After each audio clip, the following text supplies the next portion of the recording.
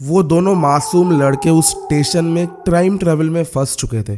हाँ, आप लोगों ने सही सुना, एक टाइम ट्रेवल असल में होता है एंड उन लोगों को भी वही सेम चीज़ एक्सपीरियंस हुआ। वो लोग ये देख रहे थे कि वही एक लाश बार बार उसके सामने है एंड कोई दूर से खड़ा होकर हंस रहा है उनके तरफ देख के। एंड ये चीज़ रिपीटेडली उन लोगों के साथ एक बार नहीं, दो बार नहीं, 10 से 20 बार हो चुका था। उसके बाद तो उन लोगों ने होप छोड़ दिया था कि आज हम लोग यहाँ पे फंस गए, शायद ऐसे ही हम लोग मर जाएंगे या फिर एक्सपायर कर जाएंगे। तो उसके बाद कुछ ऐसा हुआ कि उन लोगों ने सोचा भी नहीं था। टॉक विद सोनी के और एक एपिसोड में आप सभी का बहुत बहुत स्वागत है। हाँ भाई लोग, मुझे पता है कि आप लोगों ने एक तगड़ा चेंज देखा। क्या है वो? बैकग्राउंड यार। पहले मैं जिस रूम में शूट करता था वो मेरा मम्मी पापा का रूम था, तो बहुत दिक्कत होता था। तो अभी मैंने मेरे रूम पे एक सेटअप कर दिया जो कि काफ़ी सही आ रहा है एंड पीछे लाइट भी लगा दिया, या पे रिंग लाइट है एंड सामने मेरा सारा कुछ डिस्प्ले वगैरह है जहाँ पे मैं स्टोरीज़ वगैरह रीड करता हूँ। तो सही सेटअप है। प्लीज़ कमेंट करके बता देना सेटअप कैसा लग रहा है एंड आई होप इसके बाद यही सेटअप आपको देखने को मिलेगा। एंड भाई लोग सपोर्ट करो, जितना सपोर्ट आप करोगे उतना ही बढ़िया सेटअप आपको देखने को मिलेगा।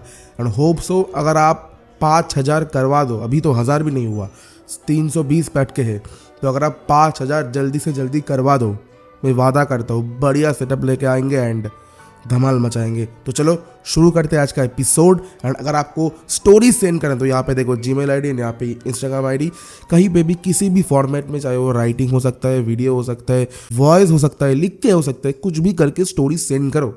स्टोरीज बस हमारे पास आना चाहिए। तो चलो बढ़ते हैं आज के एपिसोड की तरफ। आज का एपिसोड बेसिकली टाइम ट्रेवल लेके है एंड दो लड़का वहाँ पे फंस जाता है। एक का नाम है सुरेश और एक का नाम है राम। वो दोनों वहाँ पे फंस जाता है एंड उसके बाद उन लोगों को कुछ ऐसा चीज़ दिखता है जो देखने के लिए वो लोग बिल्कुल भी तैयार नहीं थे। तो बेसिकली हुआ ऐसा था कि सुरेश एंड राम दोनों ट्यूशन लेके घर आ रहे थे। ये स्टोरी दिल्ली का है, 2022 का है, दिल्ली मेट्रो का है। तो दिल्ली मेट्रो में वो लोग रोज़ ट्रैवल करते थे, रोज़। उन लोगों का जो कॉलेज एंड जो ट्यूशन था वो आसपास में ही था एंड उनका जो घर था वो दोनों से बहुत ही दूर था, मतलब ट्यूशन और कॉलेज से बहुत ही दूरी में था। तो वो लोग करते क्या थे, कॉलेज से निकलने के बाद ट्यूशन लेके फिर घर जाते थे, ना कि कॉलेज से निकलने के बाद घर जाते थे फिर वहाँ से ट्यूशन। तो ये बहुत ही झमेला वगैरह का काम है। तो इसलिए उन लोगों ने सोचा कि कॉलेज जाएंगे, उसके बाद ट्यूशन, उसके बाद घर जाएंगे। तो 1.5-2 सालों से उन लोगों का यही रूटीन था। पर उस दिन शायद उन लोगों के नसीब में कुछ मनहूसियत थी कि उन लोगों ने ये चीज़ फेस किया एंड सुरेश ने मुझे ये स्टोरी सेंड किया। बेसिकली उन लोगों के साथ वो लोग एक टाइम पे अटक चुके थे, वही चीज़ उन दोनों के साथ रिपीट हो रहा था। बेसिकली हुआ था शाम 7 बजे वो जो ट्यूशन क्लासेस थे वो ख़त्म हो गए थे एंड उनका 7:15 का एक ट्रेन था, दिल्ली मेट्रो। ठीक है, दिल्ली से, मतलब दिल्ली मेट्रो मतलब क्या, यहाँ से वहाँ दिल्ली के अंदर ही है पर एक जगह से एक जगह तक। भाई ने नाम नहीं लिखा। तो ट्रेन था 7:15 को। तो वो लोग वहाँ पे दोस्त लोगों के साथ गप्पे शप्पे लड़ा रहे थे। तो वक्त कैसे निकल गया उनको पता ही नहीं। तो जब वो स्टेशन में पहुँचे देखा 7:20 हो रहा है, ट्रेन तो ऑलरेडी छूट चुका है। तो सुरेश ने राम को कहा कि अब चल, इतना रात तो हो चुका है एंड दिल्ली मेट्रो से घर जाने में उन लोगों को 1.5 घंटा लगता था, मतलब बहुत ही ज़्यादा। तो वो लोगों ने सोचा कि चल थोड़ा कुछ खा लेते, क्योंकि कॉलेज के बाद उन दोनों ने कुछ भी नहीं खाया एंड अगला जो ट्रेन था वो 8 बजे था। तो वो लोग नीचे गए एंड खाना खाने में, ऐसे ही गप्पे शप्पे लड़ाने में उनको स्टेशन में आए हुए 8 बज गए एंड वो लोग जैसे ही आए ट्रेन छोड़ दिया। तो वो ट्रेन भी 8 बजे का ट्रेन भी मिस हो चुका था एंड वो दोनों बड़े मतलब हंसी मजाक कर रहे हैं कि यार भाई आज ये ट्रेन भी गया। पर उन लोगों को पता ही नहीं था कि उन लोगों के साथ होने क्या वाला है। तो सुरेश अब बोलता है कि चल आज इतना लेट हो गया तो एकदम लास्ट ट्रेन में घर जाएंगे। तो राम ने कहा नहीं भाई, मम्मी पापा गुस्सा करेंगे। तो फिर बोला कि मम्मी को फ़ोन करके बोल दे। तो सुरेश ने अपनी मम्मी को फ़ोन किया, पापा को फ़ोन किया, ऐसा ऐसा हो रहा है कि हम दोनों यहाँ पे कुछ खा रहे हैं, तो आप राम के मम्मी पापा को फ़ोन करो एंड बोलो कि ऐसा ऐसा है, हम थोड़ा लेट हो जाएगा पर आ जाएंगे।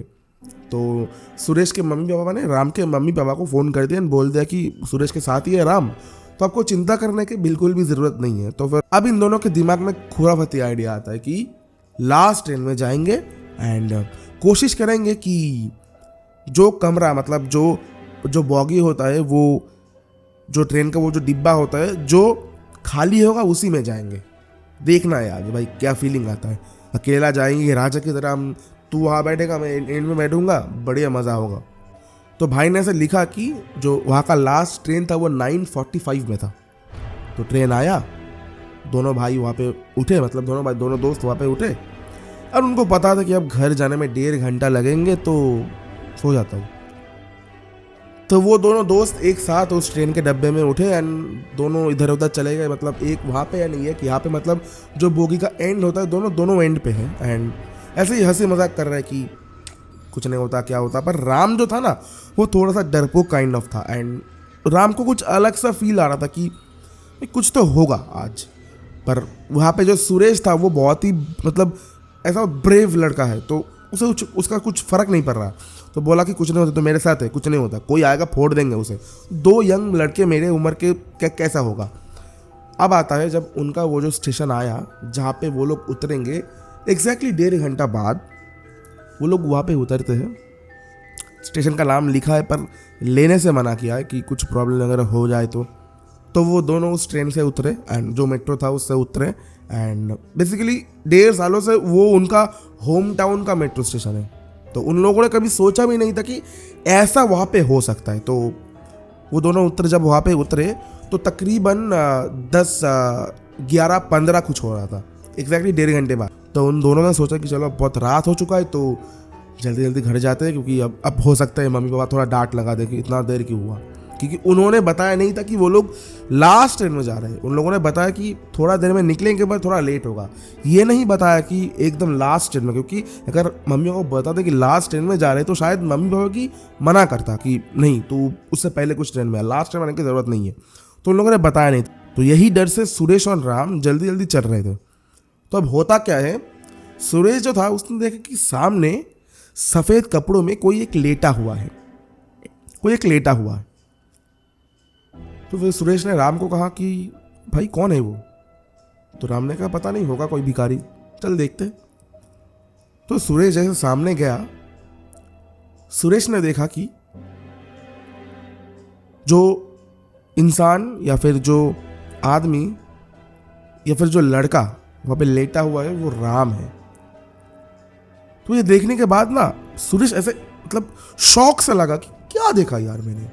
फिर जैसे ही ऐसे मुड़ा, देखा राम साइड में नहीं है। ये देखने के बाद डर सा गया, बोला क्या देखा मैंने, राम तो मेरे साथ ही था। और बोला यहाँ पे लाश। तो सुरेश ऐसे पीछे भागने लगा एंड फिर ऐसा आवाज आया कि अरे सुरेश भाग कर रहा है। तब देखा कि वो लाश वहीं पे है एंड सुरेश मतलब राम सुरेश को पुकार रहा है। तो सुरेश ने बोला तू तो वहां पे लेटा हुआ था। बोला कौन लेटा हुआ था? तूने लाश को देखा, फिर मेरी तरफ देखा, फिर तूने भागा। उसके बाद यही सेम चीज हुआ राम के साथ। जब राम ने लाश को देखा, राम ने देखा सुरेश लेटा हुआ है एंड राम ने भी वैसे भागा। उसके बाद राम को भी सुरेश ने बुलाया कि यार कहाँ भाग रहा है। तो फिर इन दोनों से कहा कि मुझे भी ऐसा दिखा। तो अब इन दोनों को लगा कि भाई कुछ ना कुछ तो हो रहा है हमारे साथ, यानी यही चीज वो डर रहे थे कि कुछ गड़बड़ ना हो जाए। तो राम ऐसे डर से कह रहे कि भाई मैंने तुझसे कहा था यार, क्यों देर करना, क्यों लास्ट ट्रेन में जाना, तुझे तो चुल मचता है, अब देख क्या होता है। उसके बाद उन दोनों को जो देखा, वो देखने के बाद शायद अभी राम और सुरेश अगर मेरा ये स्टोरी सुनेंगे फिर से वही चीज़ उन लोगों के दिल में आएगा। उन लोगों ने देखा कि एकदम लाश के बराबर एकदम सीधा कोई एक आदमी तो नहीं कह सकता, कोई एक साये जैसे खड़ा है एंड उनके तरफ देख के ऐसा उनका फेस स्ट्रक्चर है कि वो हंस रहा है। एंड पता नहीं वो हंस भी रहा है या फिर, पर उनको लग रहा है कि उसका हंसने का साउंड बिल्कुल आ रहा है उनके कान में। तो फिर सुरेश एंड राम ने कहा कि चल जल्दी चलते हैं। तो फिर सुरेश ने लिखा कि हम दोनों जितना देर ही चल रहे थे, हम लोग ठीक चल के वही सेम लाश के पास आके खड़ा हो जा रहे थे। एंड वही जो इंसान सामने, या फिर इंसान या फिर कोई और पता नहीं, वो सामने खड़ा होके हमारी तरफ देख के हंस रहा है, हमें मॉक कर रहा है। हम लोगों ने कितना कोशिश किया, 10 बार, 15 बार, 20 बार, कि वहाँ से कैसे निकल पाए, पर हमको तो लग रहा था पूरा रात हमने वहाँ पे चला फिरा पर कुछ भी नहीं हो रहा था। ये हम सबकॉन्शियस माइंड में नहीं, हम पूरे होश में थे। ऐसा नहीं कि हम लोग सपने देख रहे थे। उसके बाद कैसे तैसे करके वो लोग उस ट्रैप से निकले। उनके दिमाग में तब ये आया ही नहीं था कि हम लोग एक टाइम ट्रैवल या फिर टाइम ट्रैप में फंस गए हैं। उसके बाद एक ऑटो करके घर पे पहुंचे एंड घर पे जाते ही दोनों ही बेहोश सा हो गए। उसके बाद सुबह को जैसे नींद खुला या फिर बेहोशी से उठे तो सुरेश एंड राम, मतलब दोनों ही एक मतलब सुरेश के घर में गए थे। सुरेश और राम दोनों ही सुरेश के घर में गए थे। तो दोनों ने देखा कि दोनों का मम्मी पापा सर के पास में खड़े हैं। पूछा कि हुआ क्या तुम लोगों के साथ। तो फिर बताया उनके ही एक जान पहचान के काका या फिर मामा था, तो अंकल या फिर मामा था। तो वो थोड़ा कुछ ऐसा था कि उनको कुछ थोड़ा जादू टोना वगैरह या फिर ऐसा कुछ आता अलग था। तो बोला कि तुम लोग ना वहाँ पे मतलब उनको हाथ पकड़ के कुछ किया, कुछ पूछा उन लोगों से, सुरेश और राम से। तो बोला तुम लोग ना वहाँ पे समय चक्र में फंस गए थे।